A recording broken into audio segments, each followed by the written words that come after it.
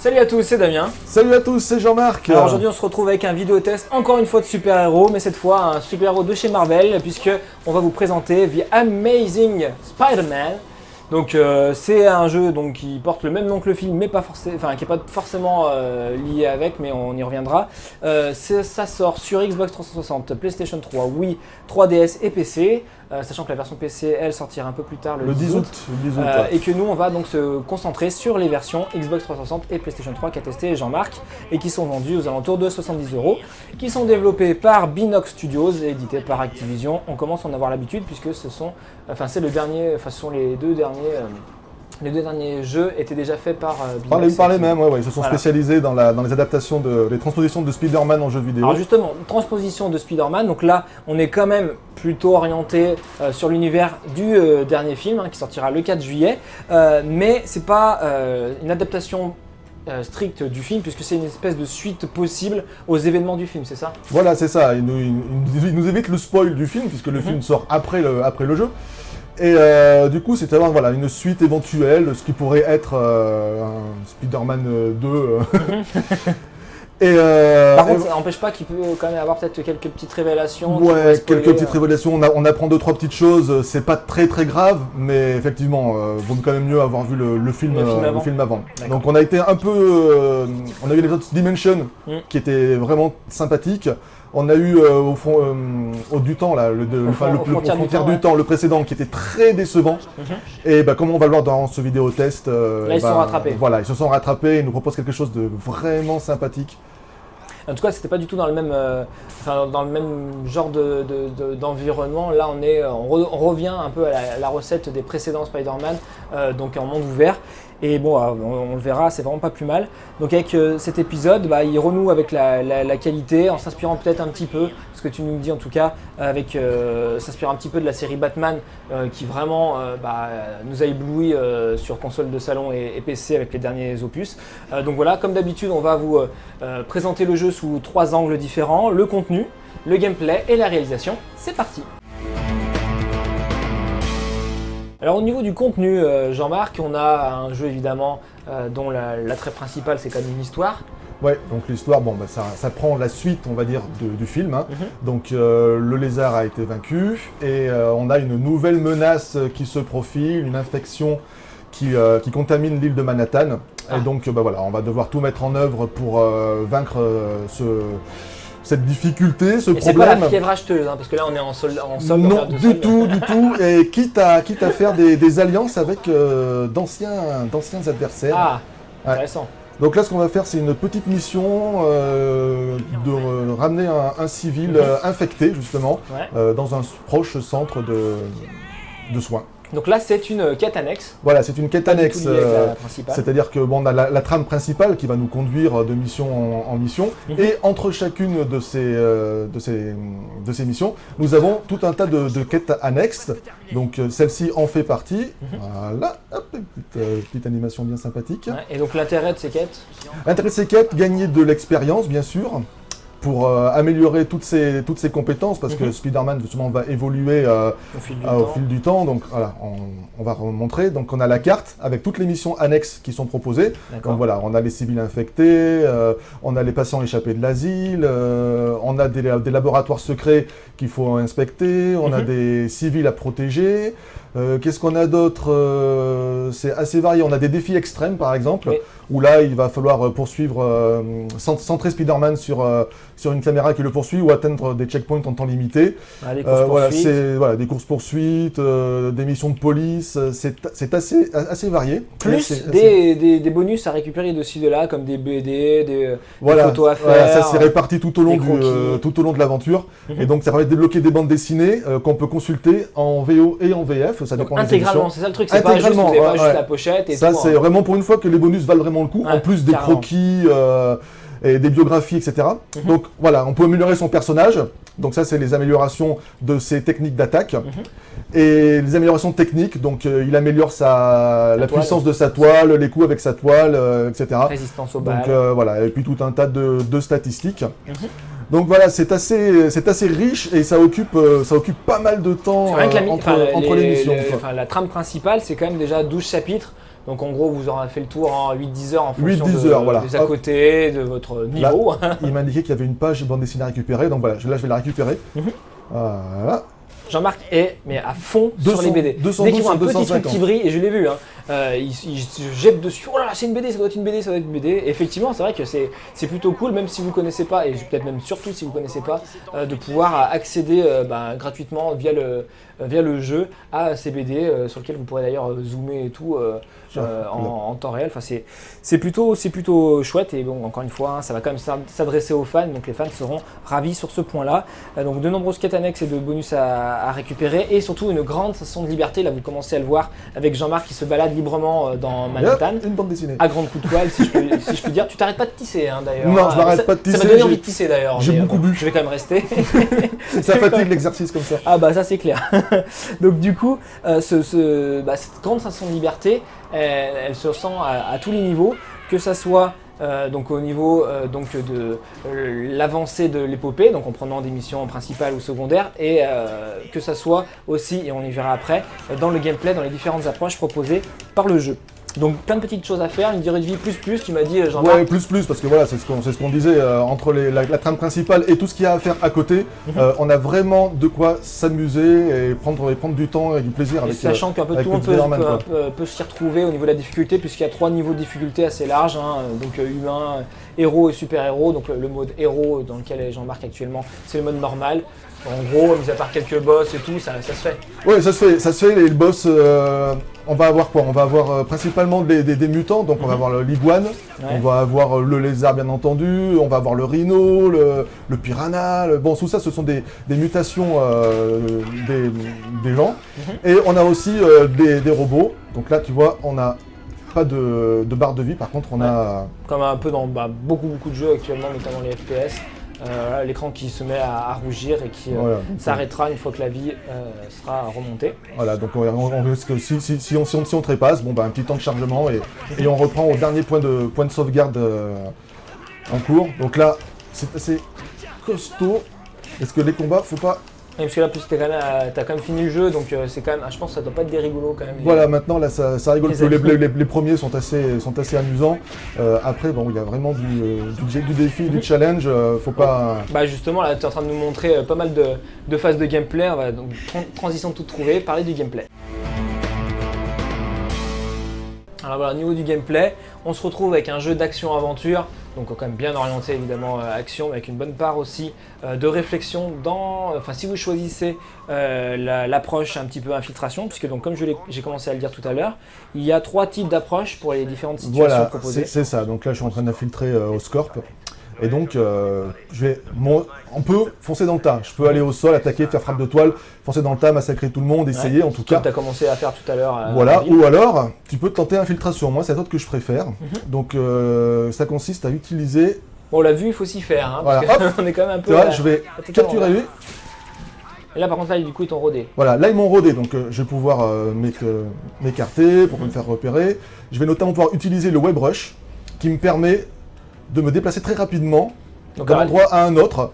C'est-à-dire que le temps se ralentit et comme ça je vais pouvoir... Mais il ne s'arrête pas, ça c'est important. Il ne s'arrête pas, non. Quand même, Et tu vois, je peux aussi faire l'attaque brutale et je peux également utiliser les éléments du décor. Donc s'il y en a à disposition, ils vont s'allumer. Ah, mon sens d'araignée vient de se déclencher. Donc 2 couleurs, soit rouge comme on vient de le voir, soit blanc. Donc blanc, simple appui sur Y permet d'esquiver, tandis que le rouge, impossible de l'esquiver, il faut vraiment éviter. Donc, dans ce cas-là, il faut utiliser ce qu'on appelle le retrait de toile, c'est très rapide, tu appuies sur RB et et là hop, oui, il a des animations aussi, comme on en reparlera. Il y a aussi un petit truc quand tu étais en vue interne, là, des espèces de Spidey jaunes. De Spidey jaune, oui, c'est ça. En fait, c'est mon web rush et qui va me dire, donc soit j'ai des positions déjà définies, j'ai plus qu'à les cibler, soit je choisis où je veux aller. Et techniquement, tu peux aller où tu veux. Me dire, ah mais exactement où tu veux. C'est ça qui est assez délicat à appréhender au début, c'est qu'on va se retrouver la tête au plafond, de haut en bas, et donc pour savoir où c'est qu'on est, ça demande un petit temps d'adaptation, puisque forcément, on est Spider-Man, donc on peut aller partout.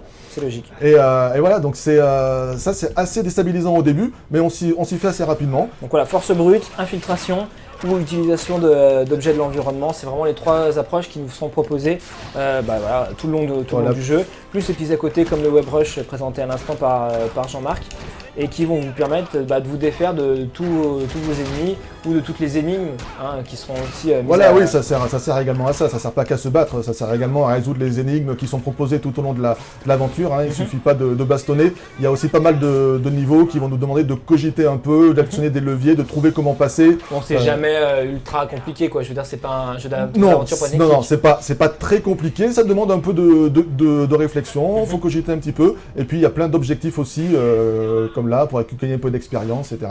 Donc c'est suffisamment, parce qu'il n'y a pas non plus, il n'y a pas une tonne de combos, c'est juste des améliorations de capacité. C'est ça, comme on les a vus précédemment. Les précédents Spider-Man, eux, effectivement, proposaient X, Y, VBB, etc.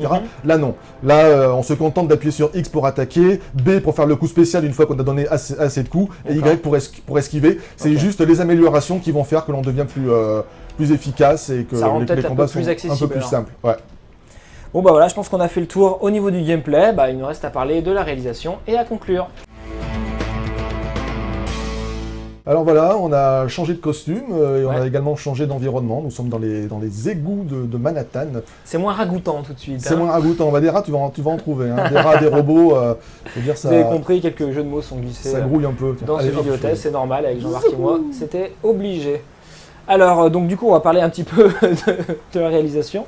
Au niveau de la mise en scène, c'est plutôt de qualité, plutôt travaillé. Ouais, une mise en scène vraiment sympathique, notamment les petites scènes intermédiaires ou les petites scènes qui permettent de dérouler l'action, qui mettent bien en place l'histoire. On apprécie du coup l'humour de Spider-Man qui est vraiment fidèle à lui-même. D'ailleurs, on remarquera que c'est le doubleur des épisodes précédents, donc il maîtrise bien son sujet. Et donc c'est en français. Et c'est en français, exactement. Donc voilà, donc là, un petit passage en temps limité. Saluer l'effort, parce que bon, des doublages français, c'est pas toujours le cas. Des doublages français de qualité, c'est encore moins le cas. Donc, raison de plus pour en parler et pour féliciter l'équipe qui s'en est occupée. Notamment une bonne dose d'humour, comme on disait, avec par exemple, là je suis à la poursuite d'un rat mutant. Celui-ci me file entre les doigts régulièrement. Et la réflexion que trouve à dire Spider-Man, c'est mais qu'est-ce que tu fais? Reviens ici, t'as rendez-vous avec des ninjas, avec des tortues pour manger des pizzas. Bon voilà, ceux qui connaissent les Tortues Ninja évidemment auront compris l'allusion. Donc voilà, des petites choses qui du coup font un peu le sel, lui donnent un peu de cachet et d'âme, et ça c'est quand même quelque chose qu'on apprécie notamment pour des adaptations de comics ou de films. Il y a aussi une vraie richesse au niveau des animations et des acrobaties de Spidey. Ouais. Ça fait aussi elles sont très variées. Il me crache dessus. C'est vraiment, ils bougent super bien. Ils ont fait un travail sur les animations de Spider-Man qui est absolument magnifique. Il n'y a pas une attitude qui se répète. Il va immobiliser des personnes de façon différente. Il bouge incroyablement bien. Autant ils ont fait vraiment un super travail là-dessus. Autant Spider-Man est particulièrement travaillé. Autant les autres personnages font un peu plus robotisés. Voilà, même si c'est pas comment dire, rédhibitoire. Voilà, c'est ça, c'est pas voilà. Les autres personnages sont du coup plus commun, quoi. Voilà, ouais. En fait, là, je suis en train de chercher je me souviens plus de ce qu'il faut faire ici. Donc, je vais te laisser pendant. Donc, on te croit sur parole. Tu dis que les animations, il y a un sacré panel avec Assange Jolie, qui a plein d'acrobaties, beaucoup d'humour, on l'a déjà dit. Il y a des écrans de chargement interactifs, ça fait partie de ces petits détails. Oui, ça c'est sympa. Ça permet de se remémorer un peu toutes les petites aides de jeu et un truc sympa, c'est une sorte les pensées des gens, donc qui te disent de ce qui se passe dans le jeu. Donc c'est assez sympa à suivre, d'autant qu'ils sont un petit peu plus vivant, quoi. Voilà, mais comme ils sont un petit peu longués, ça permet de les faire passer. Les temps de chargement sont plutôt sympa, quoi. Voilà, je précise. Donc effectivement, on a dit que ça permettait à donner un peu de vie à l'ensemble. Il y a un autre truc aussi, c'est Manhattan qui est vraiment vivante et détaillée une fois qu'on est au sol. On a aussi une super profondeur de champ qui du coup nous fait profiter au mieux de la ville et de tous les bâtiments qui nous entourent. Voilà, ils ont vraiment réussi cet aspect du jeu, de rendre en plus les déplacements très dynamiques et très fluides en ville. Donc par rapport au dernier épisode qui nous proposait un monde ouvert qui était très décevant, là au moins on est agréablement surpris et c'est un vrai plaisir, un vrai bonheur de se déplacer dans presque dans de Manhattan, flâner quoi. dans la ville sans but précis et peut-être chercher quelques bonus qui traîneraient de là. Un autre truc que tu as particulièrement apprécié, c'est la grande fluidité en ville. Parce que c'est vrai qu'on pourra lui reprocher d'un point de vue technique de l'aliasing, donc du crénelage assez perceptible à tout niveau, notamment dès qu'il y a des lignes, des grilles et tout ça.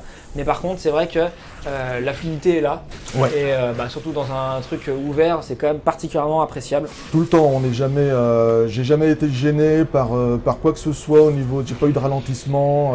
Au contraire, c'est justement on profite à fond du plaisir. On a vraiment l'impression de se sentir Spider-Man, d'être un super-héros. Toute sa puissance est là, sa vivacité, son énergie, son humour. Enfin, c'est On a vraiment un joli jeu sur les ombres et lumières aussi. bon boulot là-dessus. Donc en gros, la réalisation plutôt de qualité. Il y a quand même quelques petites tares nettement perceptibles, comme des passages un peu bruyants avec la caméra virevoltante, je pense notamment au combat. Justement, c'est exactement là que le problème se pose. Et quelques problèmes de collision ou d'apparition tardive d'éléments. Bon, ça, encore une fois, quand on a des mondes ouverts avec une grande profondeur de champ, ça arrive, c'est pas gênant. Outre mesure, mais voilà, on le voit, donc autant le noter. Donc au global, une réalisation quand même qui s'en sort bien, qui fait mieux que le précédent et donc qui va pouvoir a priori enthousiasmer la plupart des fans de Spidey. Il est temps de conclure, mon cher Jean-Marc, pendant que le jingle passe sous vos yeux ébahis. Alors en gros, qu'est-ce que tu en ressors, qu'est-ce que tu en penses de ce Spider-Man? Une bonne surprise? Pour moi, c'était exactement ça. C'est une bonne surprise. J'appréhendais un petit peu en raison du dernier épisode en date. Binoc nous avait un peu déçus là-dessus. Et là, je retrouve Spider-Man, je retrouve sa fougue, son énergie. Je retrouve un monde vivant, des énigmes, vraiment de quoi s'amuser, une grande richesse au niveau de l'action, des possibilités. On s'ennuie jamais dans cette ville. Un peu de réflexion aussi, c'est pas juste bourrin. Donc voilà, c'est un jeu vraiment complet et qui essaye de ce qu'il fait avec un minimum d'ambition, mais sans non plus être démesuré, le fait bien avec une épopée dynamique, plein d'humour et un respect surtout de l'œuvre originale. Ça c'est quand même le minimum pour qui s'intéresse à l'univers et pour qui voudrait être tenté d'acheter ce jeu. On a fait le tour? On a fait le tour.